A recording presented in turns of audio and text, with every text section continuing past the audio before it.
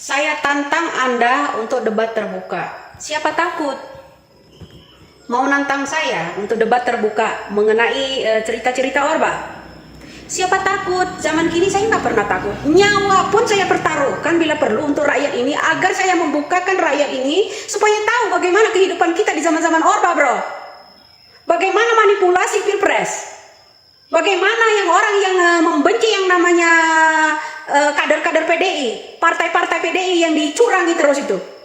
Oke, nggak masalah buat saya. Kalau mau debat terbuka, siapa yang mau mengundang saya? Mau. 100 pun televisi swasta mengundang saya, siap saya. Harus kalah saya sama Gerung. Hanya menutupi kebusukan Orba. Tidak bisa. Apa yang saya sampaikan itu berdasarkan apa yang saya jalani. Ketika bapak saya ya dimanipulasi tanah, ya perkebunan sama dede orang itu. Tahu banget. Apa? Kalau mengenai pajak-pajak, kalian mau tuntut pajak sekarang mahal. Dulu sepeda ontel pun bayar. Televisi yang namanya hitam putih pun harus bayar pajak. Datang ke rumah itu baju loreng. Kau tahu itu?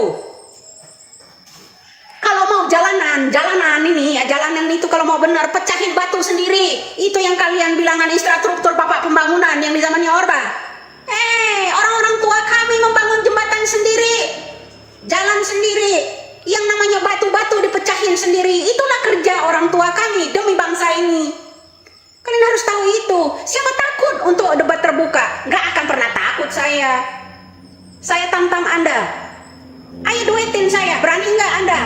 Duetin sini. Benar nggak apa yang saya ucapkan itu? Anak-anak sekolah dulu, bagi orang-orang anak pejabat itu lancar untuk sekolah. Mana ada bantuannya? Mau itu prestasi atau tidak, mana bisa sekolah, bro? Orang-orang sakit dulu mau operasi, kalau tidak punya uang cash, mana bisa dioperasi, didorong, ditaruh di luar. Ada toleransi dari Orban? Nggak ada. Harus jual kebun, harus jual tanah orang-orang yang mau operasi ibunya, orang tuanya, saudaranya dari zaman dulu. Kau harus tahu itu. Itu semua nyata. Siapa yang takut? Bagi saya, orang yang mau tantang berdebat terbuka untuk saya, telinga Anda selama ini kemana saja? Para kiai-kiai NU itu udah membuka. Kalau kata orang-orang, apalagi terutama anak-anak cendana, bilang di zaman orang tua saya jauh lebih baik. Ya lebih baiklah. Lebih baiklah, bro. Kalau ada orang yang mencapres, calon lawannya itu mati duluan. Lo harus tahu itu. Ya, enaklah dia nggak ada saingan. Selama 32 tahun dia genggam. Bisa dimanipulasi. Bisa nepotisme. Berkas-berkas bisa dipalsukan semua. Surat tanah pun bisa jadi milik sendiri. Kalau orang-orang masih SKT zaman dulu, ya masih girik dulu, bisa dijadikan milik pribadi. Tetangga-tetangga pun bisa dijadikan begitu, dimanipulasi, bro. Ya, kalau kalian bilang zaman Orba itu enak, ya enak betul, karena kalian bisa cepat kaya raya. Bagi kalian yang otoriter, terutama ancaman buat orang-orang. Apalagi orangnya itu otaknya, misalnya orang di kampung itu kurang cerdas, kalian manfaatkan. Itu zaman-zaman dulu. Ya, sekolah pun mana ada. Mau itu ini, kalau tidak ada mencoblos yang namanya Golkar, pegawai negeri sipil itu dipecat. Mau harus pilih yang namanya Golkar. Kalau enggak dipecat. Anaknya sekolah dikeluarin. Kalau Anda mau tahu imbasnya sampai sekarang, kau harus pikir. Ya, mana kalau ada orang dulu mendukung yang namanya PDI, kesulitan sekolah. Jangankan itu, Ibu Megawati sekeluarga itu sekolah pun dibatasi. Ketika Soeharto menjabat, dia berhasil melengsarkan yang namanya Bapak Bung Karno. Ibu Mega itu sekolah diawasi sama Soeharto, itu kalian harus tahu. Ya, Ibu Mega sekeluarga sekolah dibatasi, diintimidasi semuanya. Kalian harus tahu itu. Ceritakan dong kepada bangsa ini bagaimana perjuangan seorang Ibu Mega, bagaimana perjuangan kami dulu melawan Orba ini. Cukup sudah penderitaan kami, bro. Ya, kebijakan mereka tuh gak ada yang buat masyarakat kecil. Penduduk biasa seperti kami ini menderitanya luar biasa. Orang yang boleh punya mobil hanya orang-orang yang antek Golkar semua dulu. Kalian harus tahu itu. Anak-anak kami sekolah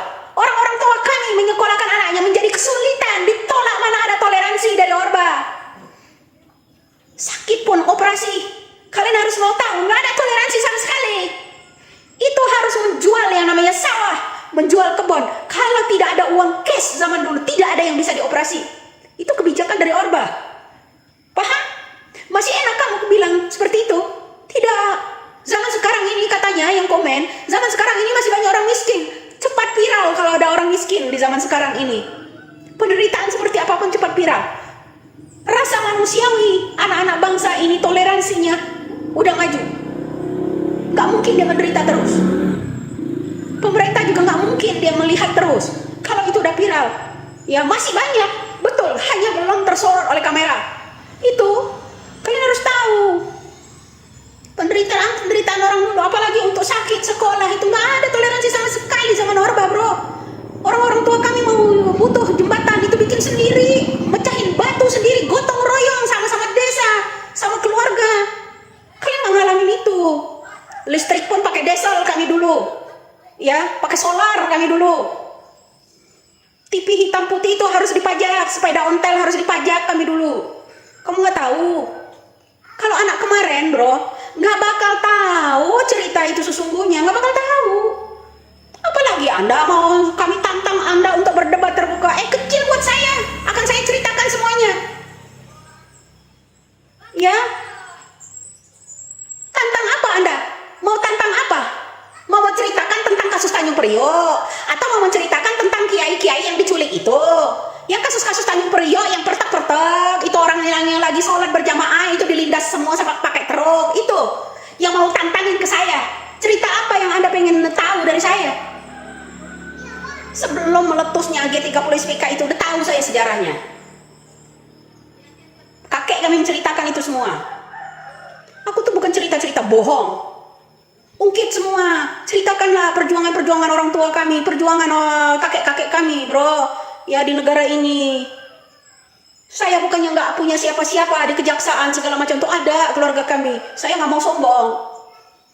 Tetaplah biasa aja, jadi rakyat biasa. Tapi kalau Anda membandingkan antara zaman Bapak Jokowi dengan Bapak Orba itu, ya jauh berbeda. Kenapa Anda kalau saya ceritakan itu Anda nggak terima? Ini kenyataan murni fakta. Ayo, kapan Anda mau undang saya? Televisi mana? Bersedia saya. 100 pun televisi swasta mengundang saya untuk menceritakan itu, tahu. Hayo. Yo, bersedia saya. Wani piro? Ya, wani piro? Saya akan datang, bersedia. Debat sama saya. Oke, wani piro? Wani? Nyawa pun saya pertaruhkan untuk negeri ini, untuk membuka itu. Tidak hanya pakai bambu runcing berperang di negara ini, ya. Inilah penerus-penerus kakek-kakek kami dulu. Kalian harus tahu itu. Salam waras buat Anda.